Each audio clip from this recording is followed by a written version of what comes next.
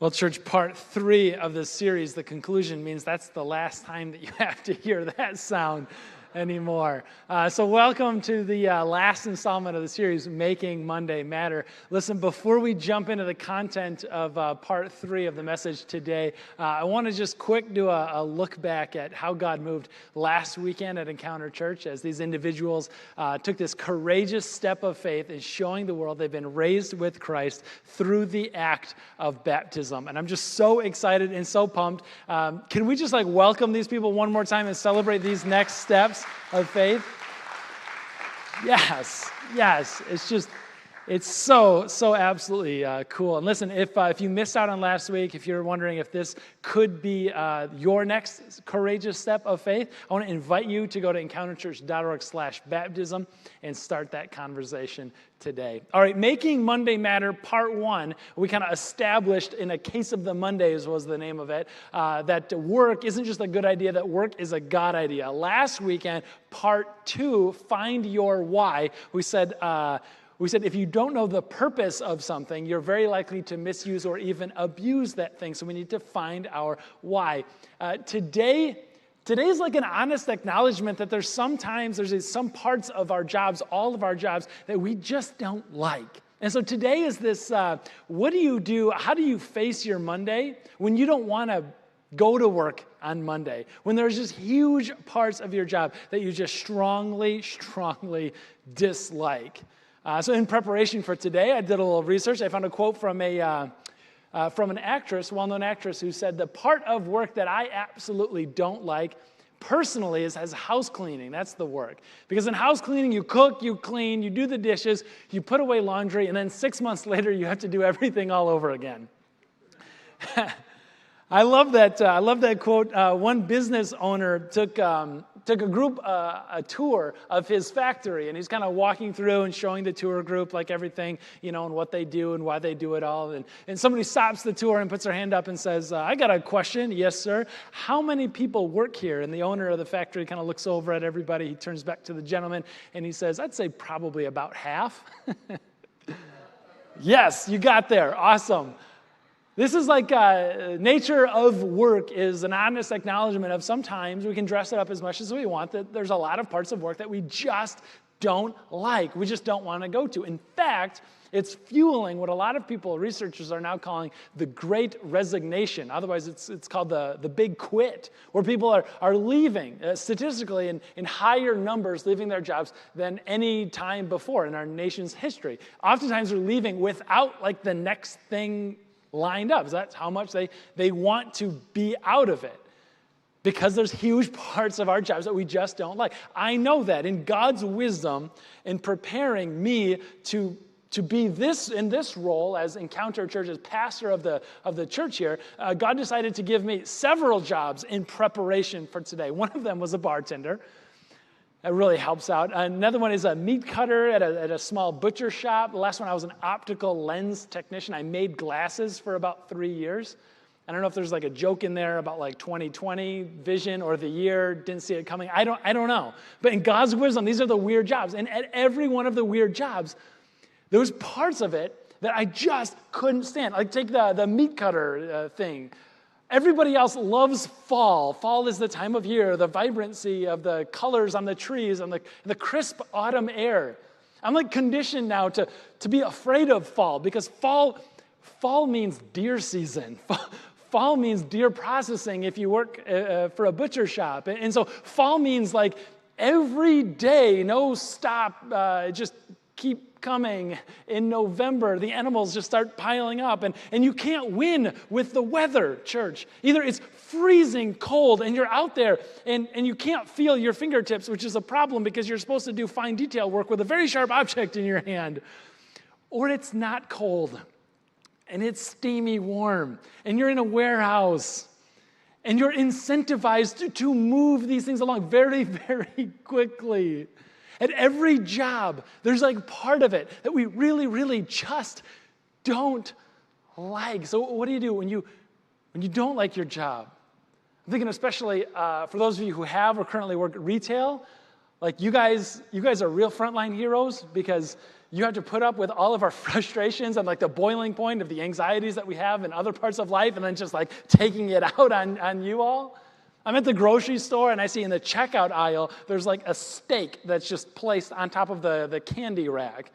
And I'm like, who gets to the end of grocery shopping and A, thinks I don't want to eat this steak tonight, that's weird, and B, you like putting it on top of the candy rack and checking out, like somebody else will deal with it, that's fine. Like, come on, people.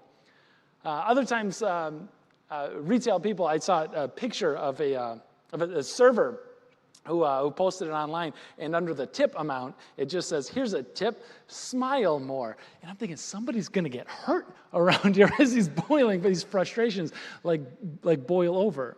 So we're talking about the parts of your job that you just can't stand. Might we need some kind of biblical wisdom as we head into our work tomorrow? On a more serious note, Catherine Alsdorf was a tech company founder and CEO in the mid to late 90s.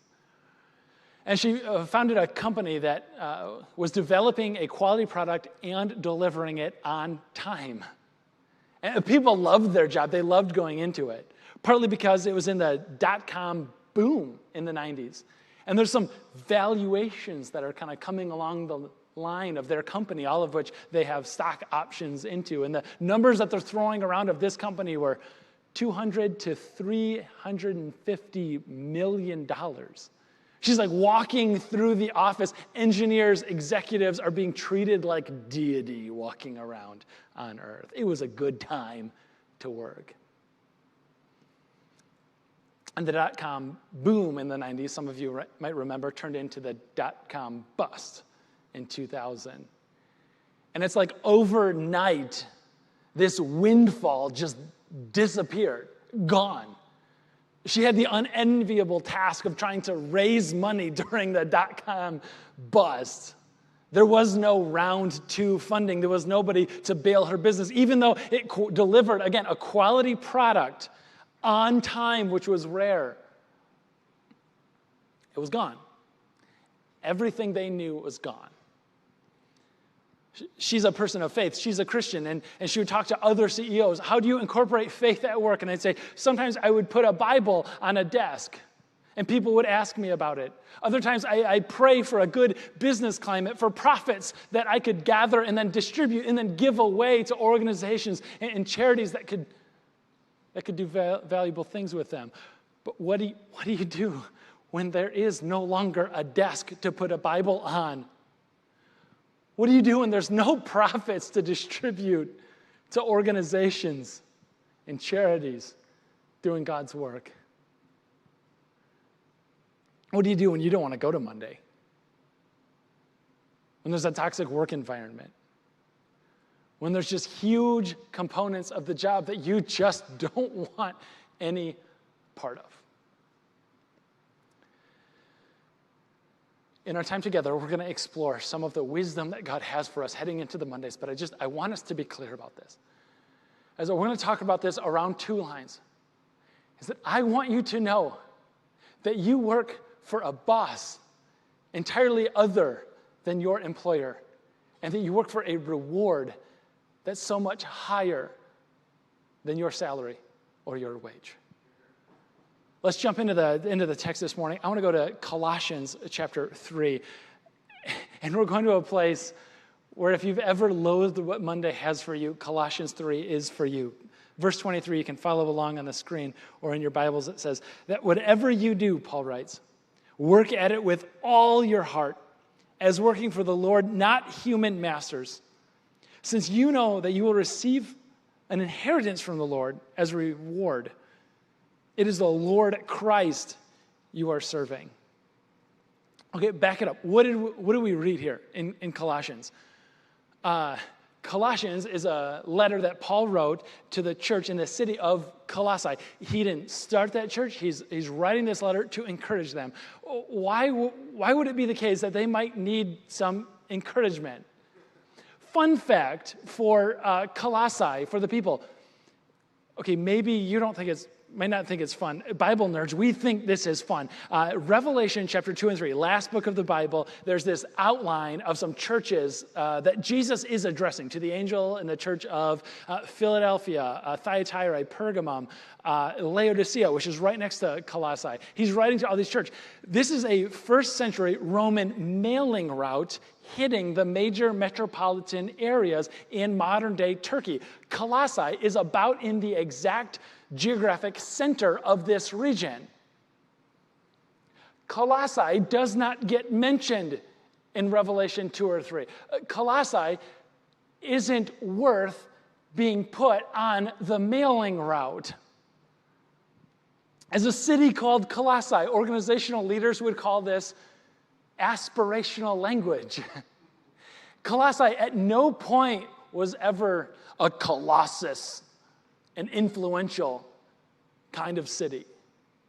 It's not like it used to be, and then business climates kind of changed, and now they're like trying to regain some of their earlier glory. That's not Colossae. Colossae is a city that never was.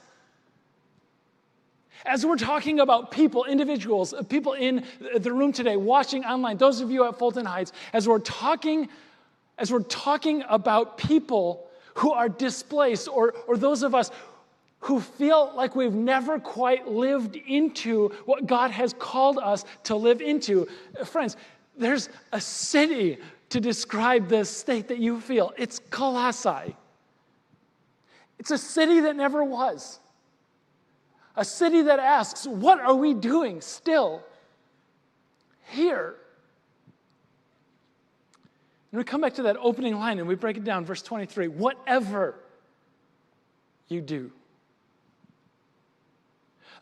There's a few words, what, how, who. The first one, what. Whatever you do. It's got this tone of inclusivity, doesn't it? Like, what do I do? I don't know. Whatever you do, anything that you do, whether it's for pay tomorrow morning, office, job site, whether it's working from home, there's no pay at all. Whether it's you pay to do it, like you're a student and you're enrolled right now. Listen, whatever you do, mowing the lawn, emptying the dishwasher, whatever you do.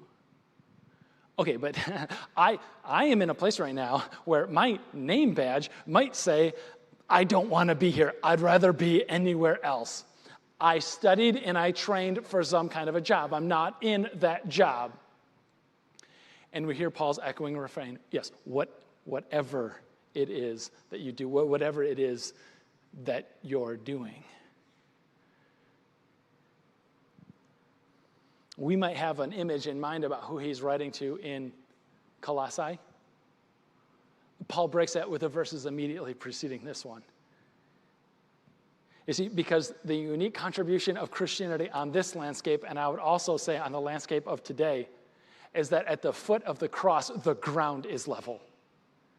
And so in Galatians, to a different church, he writes and he says, in Christ, there's no slave or free or Gentile or Jew or male or female. Again, the ground at the foot of the cross is level. And so Paul, in the verses immediately preceding this one, he's giving instructions to people who aren't accustomed to being worth receiving instruction. Paul is writing to these people. So first of all, wives, women, I have an instruction for you on how to live your life. You're worth speaking into. Husbands, men, of course, you're worth speaking into. He addresses children, and people are going, at no point were children ever given instructions. They weren't like worth the ink on the paper. And then Paul goes, and slaves. In the verse immediately preceding this one, he says, slaves, obey your earthly masters in everything. And do it not only when their eye is on you to curry their favor, but with sincerity of heart and reverence for the Lord, whatever you do. He stretches the inclusivity.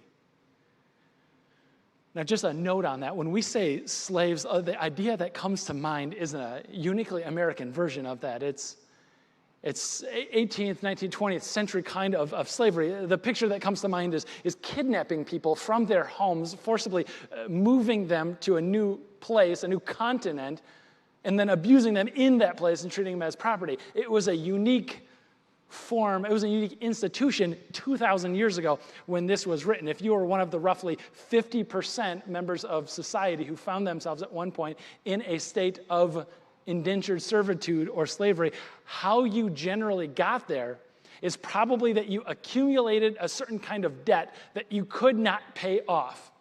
And so their form of bankruptcy was to sell themselves, their labor, and give a blank check on what they have to offer. Now, you could be employed as just about anything. There was not a strata on that side. You could be out in the field picking and planting. You could be indoors doing chores. You could be in the office setting, accountant work, bookkeeping work. You could be a laborer as a medical doctor for a wealthy, prominent family. But suffice to say, if you're in this category, you did not choose to be here.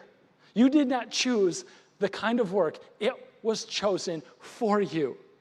Whatever you do, and I just think the what is kind of important for us. Because maybe you're one of those people who studied and poured in to get to a place where you thought you'd be like leading a division or leading America's next great corporation, and you're working the same job you had before you paid all the money for the degree. Or maybe you found that job, and it was like the presence of God was on you as you swung your hammer or as you sold your items, like whatever it is. And then 2020, 2021 kept happening, and it's like the nature of the work shifted. The people shifted. The climate shifted. And you're going, this isn't what I signed up for. I might as well have a badge on my shirt that says, I don't want to be here. I don't want to do this. And Paul says, whatever. All of it. I'll show up for work, Paul. It doesn't mean I have to like it. Further on in verse 23, whatever you do, work at it with all your heart. There's a what component to this? There's a how component to this. There's an attitude component. With all your heart. Some of you have had the gift of discernment being put on you as you were able to quickly surmise in the checkout aisle whether or not the person attending to your sale was working with all their heart or not. It did not take a supernatural gifting of the Holy Spirit for you to know that their heart wasn't in it when you walked up and tried to hello, get their attention. It's like, yeah, just a minute. And then he said, and then she said, and then I said, and then he said, and then she said. And you're going, we would all like to get on with our days here. Can we just make this thing happen? And you're going, I don't think their heart is in it. And many of you've also experienced the opposite of that. Where you'll go out to eat for dinner. And it's to call the person waiting on your table a server is a gross misunderstanding of the calling that they have embodied. Because they're not just serving food from the kitchen and putting it on the table. No. They are creating a dining experience. Describing the owners and why they decided to do this restaurant at this time in this place. And then the menu items and the ingredients and the sourcing of those ingredients. And telling the story of dinner. And you're going I thought I was at Applebee's. What happened? Who are you? And you know, this person, they're working whatever they do. And their heart is just in it. I heard from a business consultant one time, and he was describing two real estate developers with almost the same job description. Similar parts of the country, similar price points of homes, similar sales volume annually. But they could not be more apart.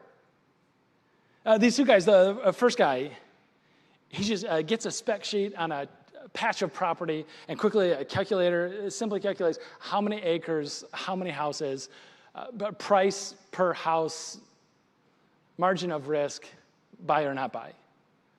Heart, very much not in it, cold calculating, just wants to get out. He's buying time until he can be done, sell the company and move on to something else. A business consultant talks to another guy who, on his own volition, decides when he sees a spec sheet, he'd like to get a closer look.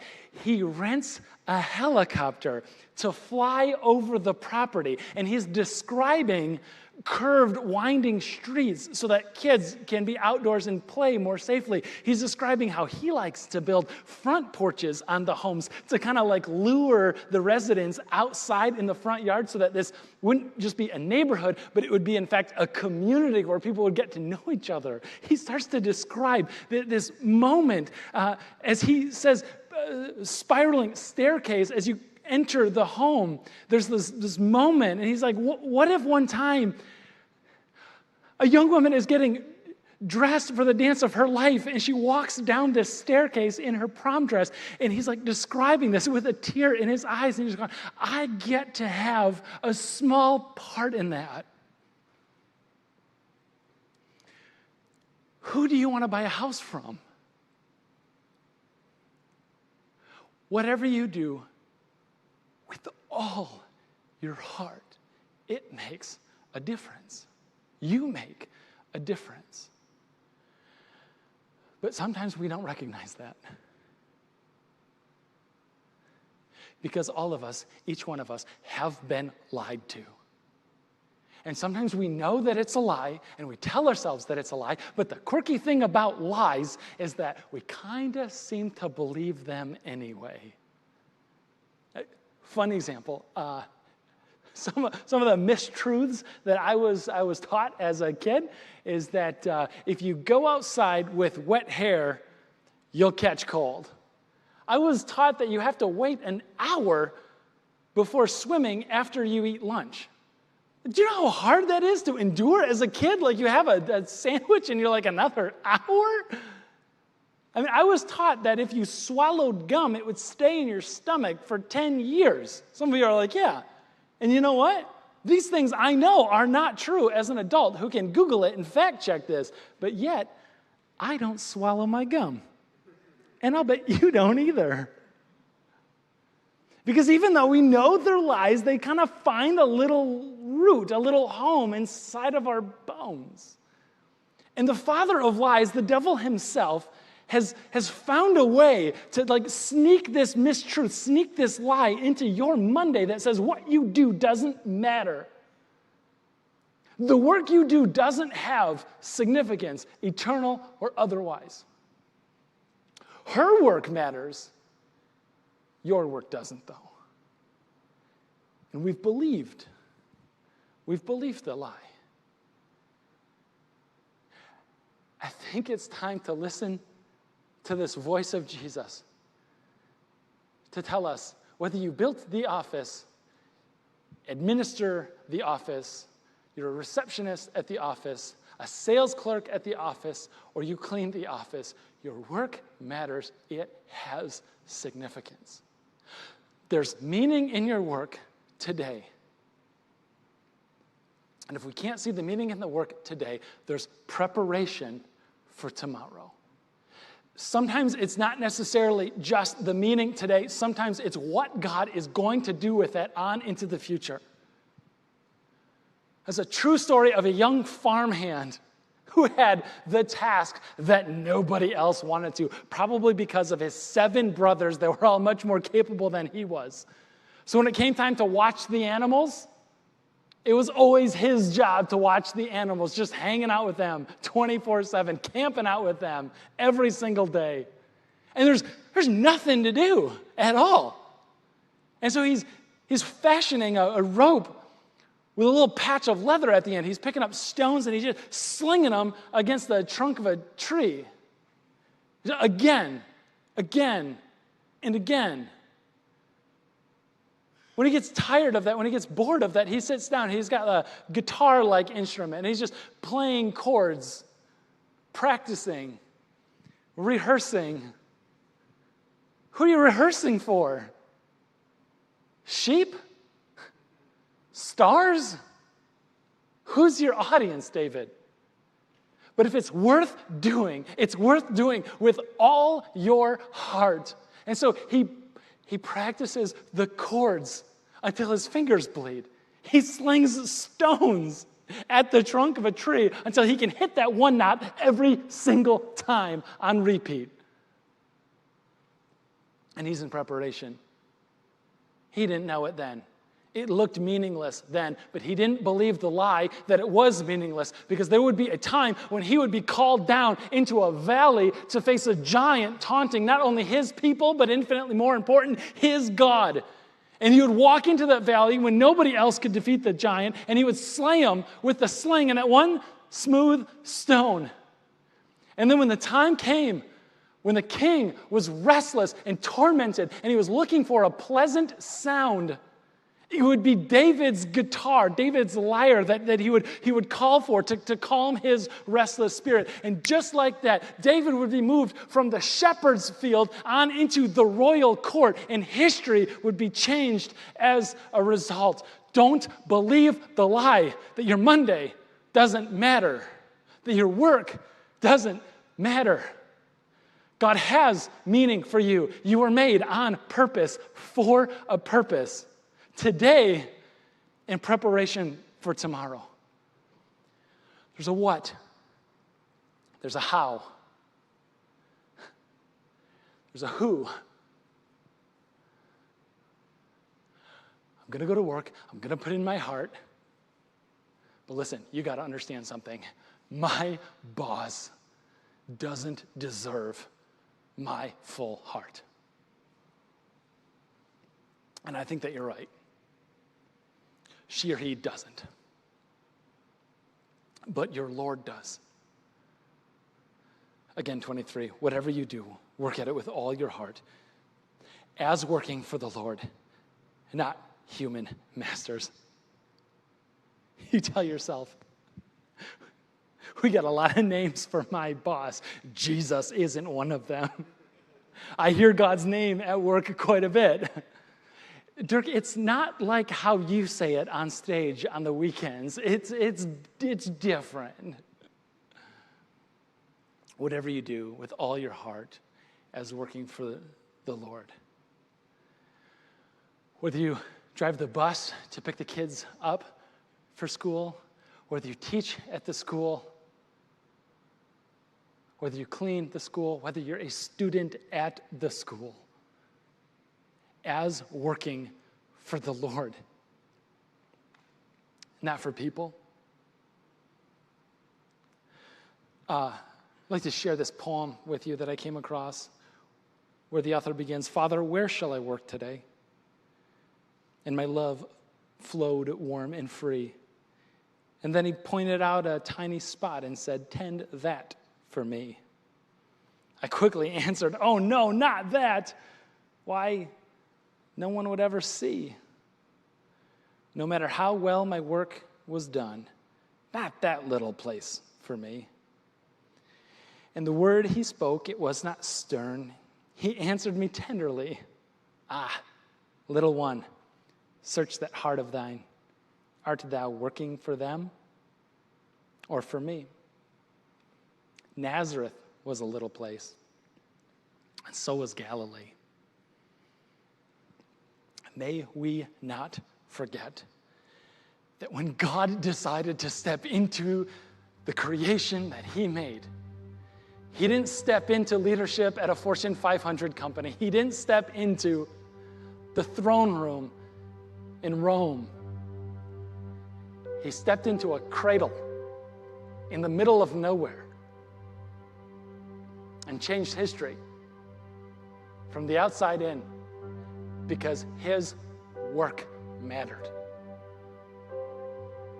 And so does yours. Martin Luther King Jr. was fond once of saying, that if one's job is a street sweeper, may that street sweeper work as if he was Michelangelo painting, or Beethoven playing music, or Shakespeare writing poetry. May that person sweep the streets so that all of heaven and earth would pause and say, here lies a great street sweeper. Let's come back to week 1 of the series. Let's come back to this recognition that there's no such thing as secular and sacred. That's the lie that we've been told. Is that when I have the privilege of standing before many of you at your weddings, inches away from you as you commit your lives and your hearts to each other before God, and I get to say, as a minister in a church of our Lord Jesus Christ, I now declare you husband and wife. That is a sacred moment. And when I go home, and I still have my tie on, because at times sometimes I do wear a tie, I have them, and I'm loading the dishwasher back to front because that's the way my family decided they want it done, and I'm stacking the plates neatly in rows, that too is a holy moment. Andrew Peterson said, there's not secular and sacred. There is only moments that are sacred and moments that we have forgotten are sacred. Reclaim those moments, church. You go to work tomorrow, and you might forget. You might forget that quality work with all your heart honors God. But when you go in as a Christian, and you wear that label, the people around you recognize that sloppy work with a dismissing attitude dishonors God. You may forget that. They never will. Reclaim the sacred this week. We heard about a what. Whatever you do. A how. With an attitude. And a who, as working for the Lord, not just people. Which one of these are you going to bring under the lordship of Jesus this week? As we reflect on that, don't forget that we have an inheritance, that Catherine Alsdorf had an inheritance.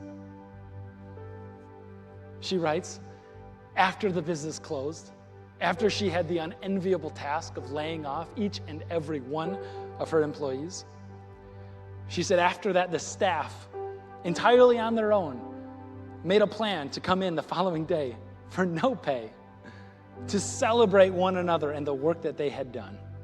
Though the celebration was bittersweet, they brought in musical instruments to play for one another, demonstrated Tai Chi, they taught on the evenings, they laughed and had fun times together. I was amazed. They were honoring a culture, an organization in which they'd found some joy in their work and in their relationships with one another despite the end result.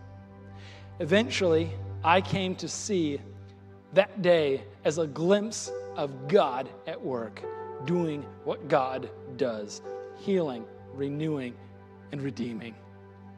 That glimpse that God gave her at work, that was an inheritance.